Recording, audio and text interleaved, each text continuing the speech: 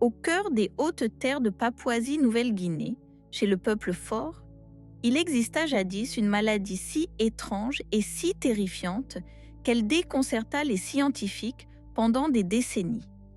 Elle ne se transmettait ni par la toux, ni par les éternuements. Elle ne marquait pas la peau et ne brûlait pas de fièvre.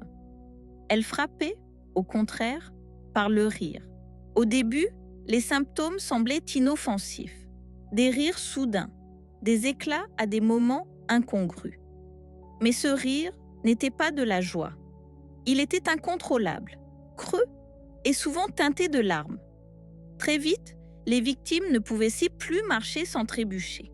Leurs muscles s'affaiblissaient, leurs paroles devenaient pâteuses et leur rire se changeait en un sinistre signal de mort imminente. Les forts l'appelaient « kourou », un mot qui signifie « trembler de peur ». Des familles entières furent décimées. Des générations disparurent par vagues de folie, leurs derniers jours marqués par des corps tremblants et un rire qui ne cessait jamais. Les étrangers murmuraient des histoires de malédiction et d'esprit.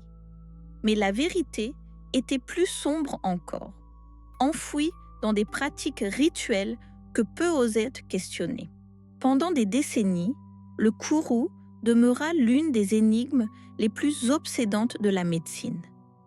Une maladie qui semblait ne frapper qu'un seul peuple dans un recoin isolé du monde. Elle défia notre compréhension de l'infection, du cerveau et de la manière dont la culture et la biologie peuvent s'entrelacer de la façon la plus dévastatrice.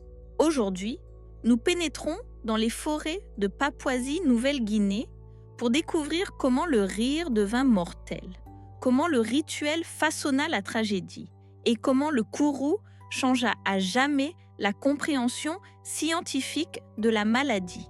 Dans les luxuriantes hautes terres de Papouasie-Nouvelle-Guinée, les forts vivaient en petits villages entourés de forêts denses et de collines ondulantes. Leur monde était fait de traditions, de rituels et de familles soudées. La vie suivait le rythme des récoltes, des cérémonies et du lien constant avec les ancêtres. C'est dans ce cadre, loin des regards du monde extérieur, que quelque chose d'étrange commença à se produire. Une mère, préparant la nourriture de ses enfants, éclata soudain de rire. Mais ce rire n'était pas de la joie. Il était aigu, creux et incontrôlable. D'abord, sa famille passourit nerveusement, pensant qu'elle plaisantait ou qu'elle se défoulait. Mais le rire s'étira, devenant gênant, puis effrayant. Elle se tenait les côtes, les larmes aux yeux, incapable de s'arrêter. Son corps tremblait comme secoué par des mains invisibles. Dans les jours qui suivirent, à ce rire s'ajouta un tremblement des membres. Elle trébuchait en portant des paniers, renversait la nourriture, laissait tomber ses outils. Ce qui n'avait été que de curieux gloussements se mua en une faiblesse terrifiante. Bientôt, des chuchotements parcoururent le village. Certains crurent qu'un esprit s'était emparé d'elle. D'autres pensèrent qu'elle était victime de sorcellerie. Les forts redoutaient depuis toujours des forces invisibles capables de tordre le corps et l'âme. Mais nul n'avait encore vu un rire qui tue. En quelques mois, d'autres membres de la communauté présentèrent les mêmes signes. Ce n'était pas une malédiction isolée, c'était quelque chose de plus vaste, quelque chose qui semblait se glisser silencieusement au sein des familles, frappant sans prévenir. Le premier rire n'était plus un mystère cantonné à un seul foyer. Il était devenu la pulsation d'une terreur grandissante, résonnant à travers les vallées des forts. Au fil des mois, le kourou se répandit comme une ombre sur les hautes terres forts. Des foyers entiers remarquèrent les mêmes signes troublants, des rires à des moments étranges, des mains qui tremblent, des pas qui s'en mêlent. Au début, les familles tentèrent de dissimuler l'affection, espérant qu'elle s'estomperait. Mais elle ne le fit pas. La maladie frappait surtout les femmes et les enfants. Des mères qui autrefois portaient de lourds paniers de taro ne parvenaient plus à équilibrer une jarre d'argile. Des enfants, qui auraient dû jouer dans l'herbe, se mettaient à trembler sans pouvoir s'arrêter, leur rire résonnant dans le village tel une malédiction. Les pères demeuraient impuissants, incapables de protéger leur famille d'un ennemi qu'ils ne voyaient pas. La peur s'insinua dans le quotidien. Les repas devinrent silencieux. Les chants des récoltes se turent. Le son qui les remplaça fut l'étrange chœur du rire, importun, irrésistible et mortel. Pour les forts, le rire était jadis un don de la communauté. Il devint le signe de la mort. Les familles les virent des générations entières disparaître. Une grand-mère tombait malade, puis sa fille, puis sa petite-fille. En une seule année, certains clans furent vidés de leurs forces. Le chagrin était tel qu'on peinait à enterrer les morts assez vite, laissant les maisons lourdes de deuil. Les voisins chuchotaient la sorcellerie. De vieilles rivalités ressurgirent, tandis que des familles s'accusaient mutuellement d'avoir jeté des sorts. La suspicion grandit, déchirant les liens qui, autrefois, maintenaient les villages unis. L'idée que le courroux fût contagieux n'était pas encore comprise, mais la peur d'une propagation par la colère et la jalousie s'enracina. Les forts vivaient au plus près les uns des autres, partageant nourriture, rituels et chagrins. Cette proximité, jadis leur force, devint leur faiblesse. La maladie se propagea parmi eux en silence, choisissant ses victimes sans pitié. Au milieu du XXe siècle, le courroux devint une véritable épidémie. La mortalité s'envola. Dans certains villages, des femmes et des enfants mouraient en si grand nombre que la vie sociale elle-même en fut ébranlée. Sans mère, des hommes durent élever seuls leurs enfants. Sans filles, des lignées menaçaient de s'éteindre. La communauté, autrefois harmonisée à ses traditions, se trouvait désormais confrontée à un bourreau invisible. Chaque éclat de rire amenait la crainte. Chaque tremblement sonnait le compte à rebours. Les forts ne perdaient pas seulement des vies, ils perdaient le rythme de leur culture. Ce qui avait été un cycle de cérémonies et de renouveau se mua en spirale de mort et de suspicion.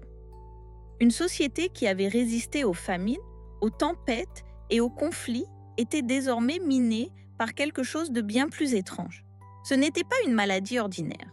C'était une lente catastrophe dévorant un peuple de l'intérieur, ne laissant derrière elle que chagrin, peur et l'écho d'un rire qui refusait de s'éteindre. Pour comprendre le courroux, il faut suivre sa piste dans le corps. La maladie s'annonçait d'abord discrètement. Les victimes devenaient maladroites, trébuchant sur des racines, lâchant leurs outils, renversant la nourriture. Les familles y voyaient de la fatigue. Mais les faux pas se multiplièrent et le rire commença. Le rire était le signe le plus glaçant. Il éclatait à des moments incongrus, souvent en plein deuil ou en plein silence. Les victimes gloussaient sans raison, riaient jusqu'à avoir mal aux côtes, parfois même pleuraient en riant. Aux yeux des étrangers, cela sonnait comme la folie. Pour les forts, c'était la voix de la mort qui approche. Bientôt vinrent les tremblements.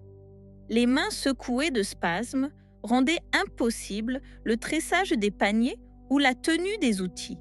Les pieds tressautaient quand on tentait de marcher. Certains titubaient comme des ivrognes, incapables de garder l'équilibre. Les forts y parlaient de trembler de peur, une image qui saisissait à la fois l'effondrement du corps et l'effroi de ceux qui regardaient. Au fil des semaines, la parole se dégrada. Les mots s'empâtaient, les phrases se disloquaient. Les malades essayaient de décrire la douleur ou de demander de l'eau, mais leur voix les trahissait. Certains proféraient de drôles de sons, gémissements, marmonnements, cris, qui ne ressemblaient plus à de la parole. Le mal avançait en étapes cruelles. D'abord, on perdait le contrôle des mouvements. Puis l'on ne pouvait plus rester assis sans soutien. Enfin, on ne parvenait plus à avaler nourriture ni eau. Chaque étape arrachait un peu d'autonomie, jusqu'à ne laisser que l'impuissance.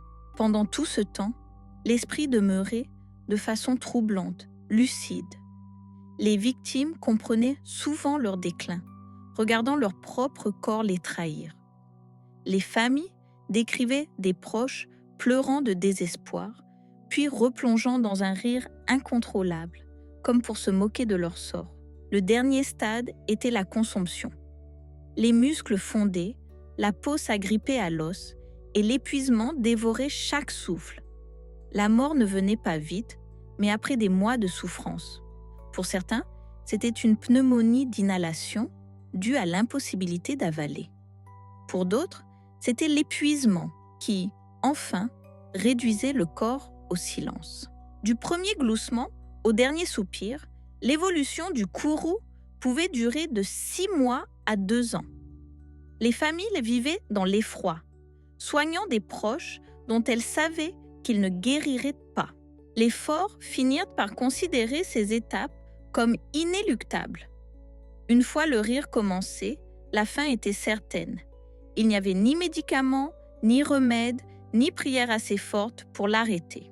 Le courroux ne se contentait pas de tuer. Il humiliait, il épuisait, il terrorisait. Il transforma le rire, le son de la vie, en signature de la mort. Traduction française, partie 2-4. Pour le peuple fort, le courroux n'était pas seulement une maladie, c'était une malédiction. Dans leur vision du monde, la maladie ne frappait pas au hasard. Chaque affection avait une cause, souvent enracinée dans l'invisible royaume des esprits, de la sorcellerie ou du courroux des ancêtres. Lorsque le rire commençait, les familles y cherchaient des réponses dans la tradition. Elles demandaient qui avait offensé les ancêtres, qui avait jeté un sort, pourquoi les esprits s'étaient-ils retournés contre eux. Des murmures parcouraient les villages, pointant du doigt des ennemis, des voisins jaloux, des clans rivaux. Certains affirmaient que des sorciers avaient volé des fragments des victimes, cheveux, ongles, restes de nourriture, et les avaient utilisés dans des rituels pour invoquer la maladie.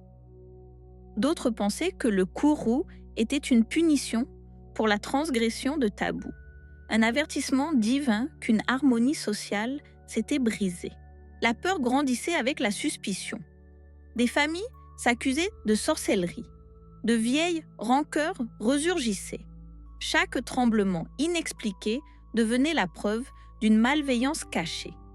Des communautés entières se fracturèrent sous le poids de la méfiance. On fit appel aux guérisseurs pour combattre l'ennemi invisible. Ils préparèrent des charmes, brûlèrent des herbes, murmurèrent des sortilèges protecteurs.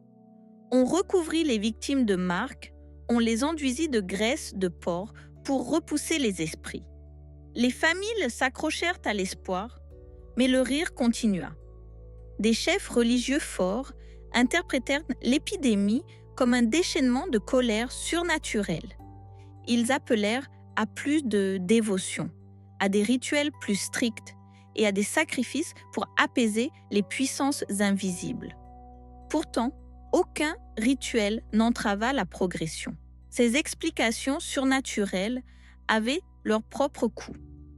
Les victimes n'étaient pas seulement malades, elles étaient stigmatisées. Certaines familles cachèrent leurs proches par honte, croyant que la maladie révélait une faiblesse ou un péché. D'autres abandonnèrent les malades, trop effrayés que la malédiction se propage chez elles.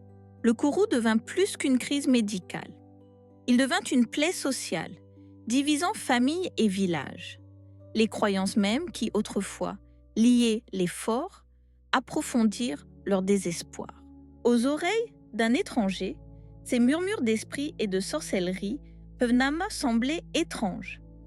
Mais pour les forts, ils faisaient à partie d'un système logique, une manière de donner sens à l'inexplicable. En l'absence de science, on cherchait le sens là où l'on pouvait. La tragédie fut que ces explications les aveuglèrent sur la véritable cause du courroux.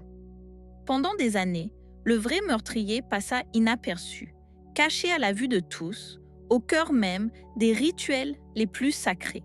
Dans les années 1950, le mystère du kourou attira l'attention d'étrangers. Missionnaires, patrouilleurs et médecins coloniaux s'aventurèrent plus profondément dans les hautes terres de Papouasie-Nouvelle-Guinée, apportant carnets, caméras et questions. Ce qu'ils rencontrèrent chez les forts les stupéfia.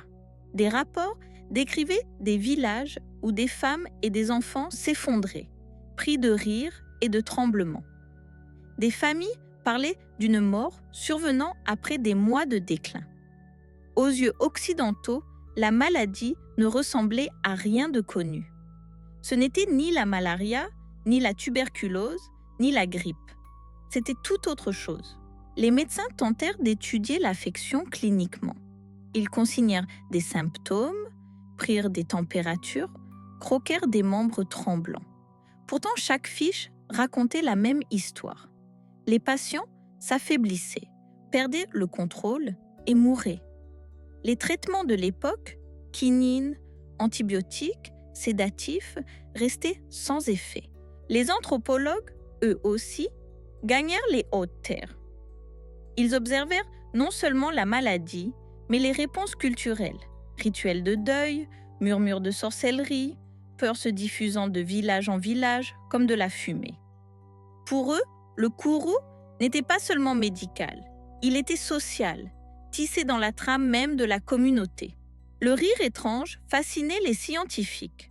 Ils le décrivaient comme un affect inapproprié, un rire sans joie, une émotion détachée de la raison.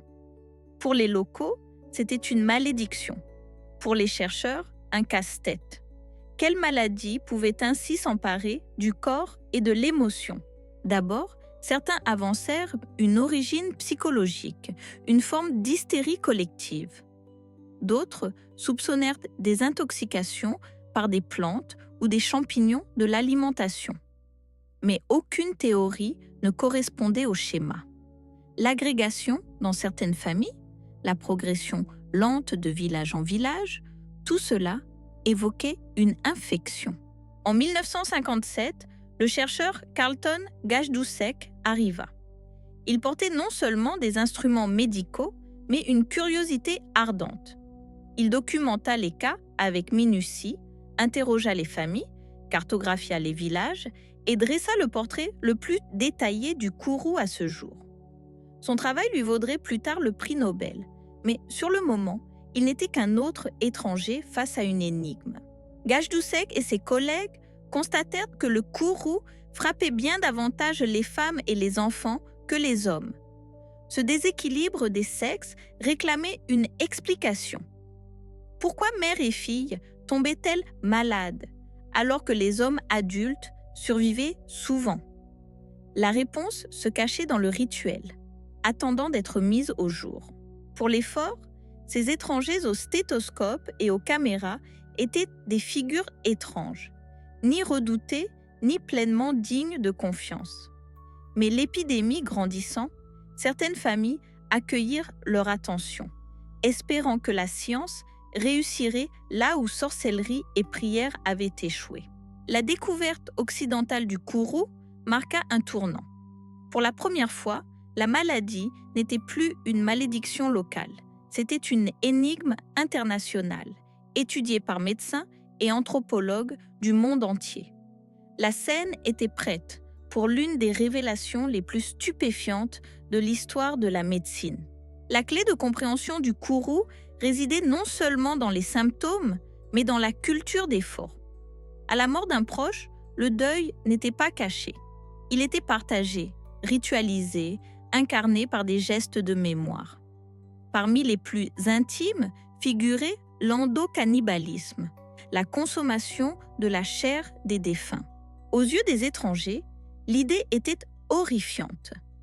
Mais pour les forts, c'était un acte d'amour. Le corps du défunt n'était ni rejeté, ni abandonné à la terre. Il était honoré, gardé près de soi, partagé entre parents. Ainsi, l'esprit du disparu vivait dans ceux qui le consommaient. Les femmes préparaient le corps avec soin, cuisant organes, chair, parfois le cerveau. Les enfants, trop jeunes pour chasser, mangeaient souvent avec leur mère. Les hommes, dans bien des groupes, n'en prenaient qu'une petite part, voire aucune, laissant aux femmes et aux enfants la plus grande part de la consommation rituelle. Sans le savoir, cette dévotion portait la mort, car c'est dans le tissu cérébral que se cachaient les graines du kourou, des protéines mal conformées, plus tard appelées prions. À chaque bouchée, le rituel d'amour devenait la voie de l'infection. Ce rituel du deuil expliquait ce qui déconcertait les chercheurs. Pourquoi femmes et enfants mouraient-ils en plus grand nombre, tandis que les hommes étaient souvent épargnés? Ce n'était pas le genre en soi qui faisait la différence, mais le rôle de chacun dans les funérailles. À mesure que les cas s'accumulaient, les anthropologues comprirent qu'ils étaient témoins de plus qu'une tragédie. Ils voyaient la culture amplifier la maladie. L'acte même destiné à préserver la communauté, la délier de l'intérieur. Les forts ne considéraient pas leur pratique comme dangereuse. Pendant des générations, elle avait été une manière sacrée d'honorer les siens. Suggérer de l'abandonner, c'était non seulement défier la tradition, mais risquer d'insulter les ancêtres. Même lorsque des chercheurs insinuèrent un lien, bien des familles résistèrent. Pour les forts, l'idée que l'amour puisse tuer, que le deuil propage la mort, paraissait impossible. Comment la dévotion familiale pourrait-elle être une malédiction? Comment le chagrin deviendrait-il poison? Pourtant, peu à peu, au prix d'observations douloureuses, la vérité émergea. Les villages pratiquant l'endocannibalisme payaient le plus lourd tribut. Ceux qui l'avaient abandonné, souvent sous l'influence des missionnaires, voyaient la maladie s'éteindre. Le rituel du deuil se révéla la clé tragique. Ce n'était ni sorcellerie, ni malédiction. C'était l'amour, exprimé par le rituel, qui ouvrait la porte au kourou. Traduction française. Partie 3-4. Quand Carlton Gajdusek et son équipe étudièrent le kourou à la fin des années 1950, ils pénétrèrent en terre inconnue. Voici une maladie qui frappait des familles entières, sans montrer les signes habituels de l'infection. Pas de fièvre, pas d'éruption, pas d'enflure. Il y avait, à la place, du rire, des tremblements et une mort lente. D'abord, on essaya de faire entrer le kourou dans des catégories familières. Était-ce un virus? Une bactérie? Un trouble génétique? Chaque hypothèse fut testée, mais aucune n'expliquait ce curieux schéma de diffusion. Le kourou touchait des grappes familiales, mais pas selon un mode héréditaire convaincant. Il se déplaçait de village en village, mais avec une lenteur inquiète, sans commune mesure avec les épidémies classiques. Gajdusek concentra son attention sur le rituel du deuil. Il nota le rôle du cannibalisme funéraire et le lien entre femmes, enfants et infection. C'était une idée audacieuse qui rencontra la résistance des communautés fortes et le scepticisme des scientifiques à l'étranger. Mais les preuves s'accumulèrent et le lien devint indéniable. Le mécanisme, cependant, restait mystérieux. Comment le fait de manger les morts pouvait-il faire s'effondrer, des mois ou des années plus tard, les vivants, pris de rires et de tremblements? Quel agent caché survivait à la cuisson et à la digestion pour infiltrer le cerveau? En quête de réponse, les chercheurs menèrent des expériences. Dans l'une d'elles, on injecta à des chimpanzés des tissus cérébraux de victimes du kourou. Des années plus tard, les animaux développèrent des symptômes frappants de similitude, tremblements, instabilité, déclin neurologique. Les preuves étaient stupéfiantes. La maladie pouvait être transmise, mais pas par un virus ou une bactérie connue. Le coupable était autre chose. Plus petit qu'un virus, mais assez puissant pour détruire le cerveau. Il défiait la classification. On l'appellerait finalement un prion, une protéine mal conformée capable de corrompre les protéines normales. et de se propager comme un feu de brousse dans le tissu cérébral. Les prions bousculèrent les règles de la biologie. Jusqu'alors, on croyait que seuls des organismes porteurs d'ADN ou d'ARN pouvaient se reproduire et transmettre une maladie. Les protéines étaient des briques inertes, non des agents infectieux. Mais le courroux et, plus tard, la maladie de la vache folle prouva le contraire. Pour Gajdusek, la découverte fut révolutionnaire. Son travail méticuleux de documentation et d'étude du courroux lui valut le prix Nobel de physiologie ou médecine en 1976. Pourtant, sa reconnaissance fut partagée avec le peuple foré, dont la souffrance révéla à la science l'un de ses plus grands secrets. La science du courroux remodela la médecine. Elle força les chercheurs à repenser les frontières de l'infection. Elle donna naissance à tout le champ des maladies à prions, qui inclut aujourd'hui la maladie de Creutzfeldt-Jakob chez l'humain et l'ESB chez le bétail. Mais pour les forts, la science n'était pas qu'une théorie. C'était une explication, douloureuse, humiliante, tragique. Leur rituel d'amour portait une mort cachée. Leur deuil semait l'infection. Et bien que la découverte fut trop tardive pour en sauver beaucoup, elle ouvrit la voie à la prévention. La science du courroux révéla non seulement la biologie de la maladie, mais aussi la fragile intersection entre culture et médecine. Elle montra que les réponses ne se trouvent pas toujours au laboratoire seul, mais dans la vie et les pratiques de ceux qui souffrent. La découverte des prions à travers le courroux ébranla les fondements de la biologie. Pendant des siècles, on avait cru que seuls les organismes dotés d'ADN ou d'ARN, virus, bactéries, parasites, pouvaient transmettre une maladie. Les protéines n'étaient que des matériaux, des acteurs passifs de la chimie du corps. Le courroux changea tout. Les prions, ce sont des protéines devenues folles. Une seule, tordue dans une mauvaise conformation, peut forcer celles qui l'entourent à se plier de la même manière. Peu à peu, cette réaction en chaîne se propage dans le cerveau comme un incendie silencieux. Les neurones meurent, les tissus s'effondrent, le cerveau se troue, prenant l'aspect d'une éponge. Le courroux fut l'une des premières maladies à prions documentées. Plus tard, on relia le même mécanisme à d'autres maux mortels. La maladie de Creutzfeldt-Jakob chez l'humain, la tremblante du mouton et l'encéphalopathie spongiforme bovine, la vache folle.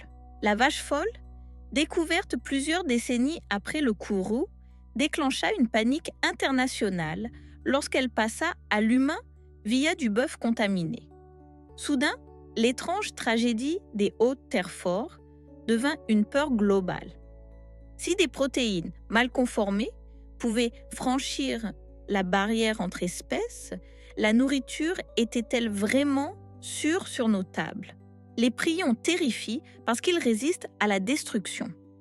Chaleur, radiation et produits chimiques qui tuent les virus échouent souvent contre eux. Ils survivent à la cuisson, à l'inhumation, voire à la stérilisation. Une fois dans le corps, il n'existe pas de remède. Aucun traitement n'arrête leur progression. Pour les scientifiques, les prions furent à la fois fascination et effroi. Ils remettaient en cause le dogme central. L'information ne circule pas seulement de l'ADN vers l'ARN, puis vers la protéine. Voici une protéine qui réécrit la biologie sans aucun code génétique. Le monde des prions révéla que la maladie peut se cacher sous des formes inattendues. À la différence des bactéries, ils ne produisent pas de toxines. À la différence des virus, ils ne laissent pas d'empreintes génétiques. Ils sont presque invisibles pour le système immunitaire. Les victimes dépérissent alors que le corps ne lance guère de défense. L'héritage du courroux dépassa largement la Papouasie-Nouvelle-Guinée. Il aida la science à reconnaître les prions comme une nouvelle classe d'agents pathogènes, des agents qui transgressent toutes les règles. Il montra que la culture, l'alimentation et la biologie pouvaient s'entrecroiser au point de défaire des communautés entières. Aujourd'hui encore, la recherche continue. Les laboratoires étudient le repliement des protéines, leur propagation et la possibilité de bloquer la réaction en chaîne. Mais la vérité reste sombre. Une fois les symptômes apparus, les maladies à prions sont implacables.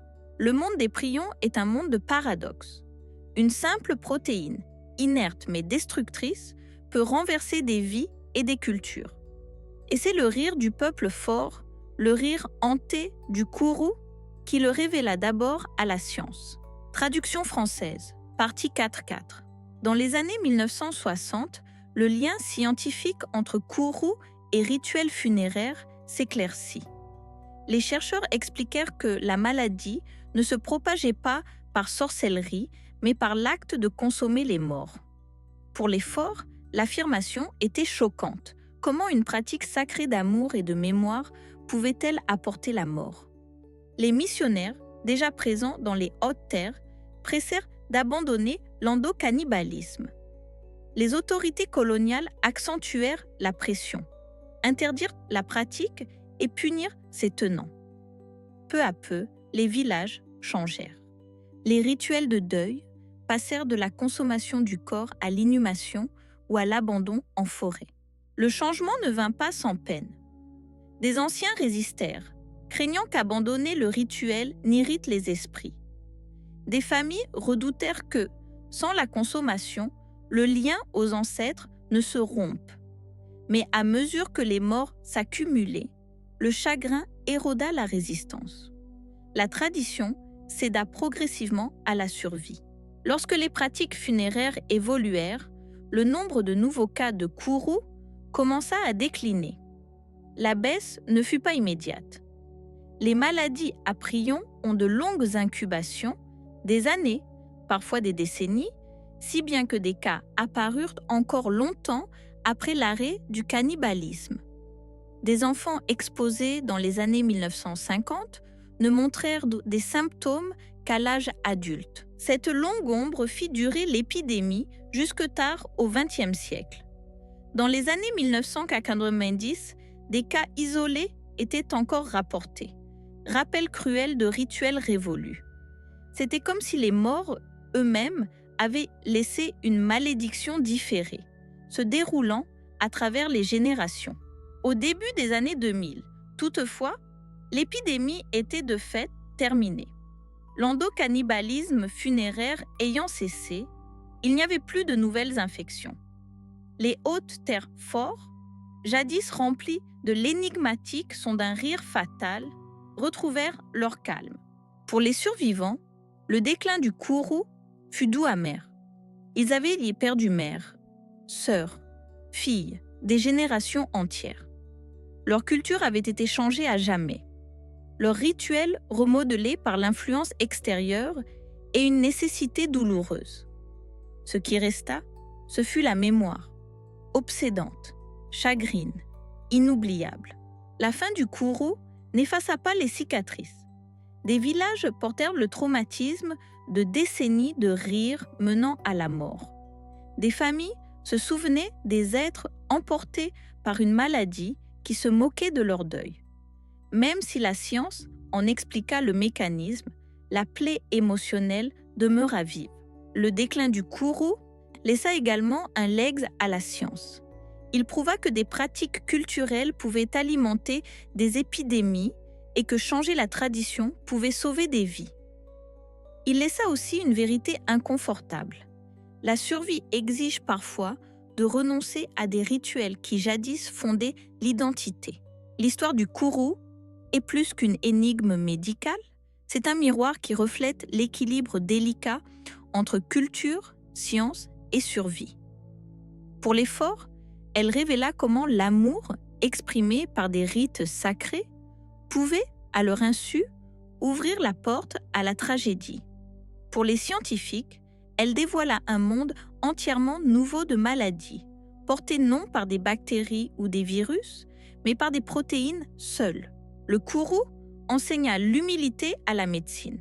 Il montra que les réponses ne viennent pas toujours vite et que le corps peut abriter des forces au-delà des théories du moment. Pendant des décennies, médecins se disputèrent, prêtres prièrent, anthropologues observèrent et les morts continuèrent. Ce n'est que par la persévérance que la vérité émergea. Il enseigna aussi le respect de la culture. Taxer les rites forts de primitifs, c'était manquer le cœur de la tragédie. Leur endocannibalisme naissait de la dévotion, d'une manière d'honorer et de préserver les siens. Ce n'était pas de la sauvagerie, c'était l'amour rendu mortel par la biologie. Dans le même temps, le Kourou montra que la tradition n'est pas à l'abri du changement. Face à une perte insupportable, les forts s'adaptèrent, délaissant d'antiques rituels pour les générations futures. Leur résilience transforma le deuil en survie. Pour le reste du monde, le Kourou apporta une leçon glaçante. Des maladies peuvent émerger de recoins inattendus, façonnés par l'intersection de la biologie et de la culture. De même que la peste du rire naquit d'un rituel, d'autres épidémies peuvent surgir de nos manières de vivre, de manger, de pleurer aujourd'hui. L'héritage scientifique perdure. La découverte des prions a remodelé la neurologie, ouvert de nouveaux champs de recherche et alerté sur des menaces telles que la vache folle. Elle prouva qu'une minuscule protéine mal conformée peut renverser des communautés entières. Mais au-delà des laboratoires, demeure la leçon humaine. Le Kourou rappelle que derrière chaque courbe et microscope, il y a des vies réelles, des familles en deuil, des cultures en lutte, des voix réduites au silence.